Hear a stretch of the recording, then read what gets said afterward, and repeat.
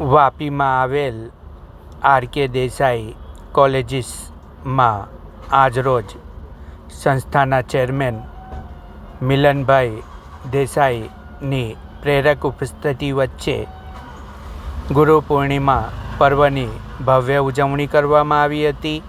આ ઉજવણી દરમિયાન ગુરુ વંદના કરવામાં આવી હતી. ગુરુનું પૂજન કરવામાં આવ્યું હતું. ત્યારબાદ વિદ્યાર્થીઓ માટે મહેંદી સ્પર્ધા યોજવામાં આવી હતી.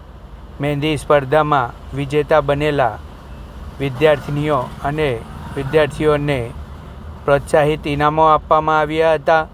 માતા સરસ્વતીની વંદના અને પૂજન કરવામાં આવ્યું હતું.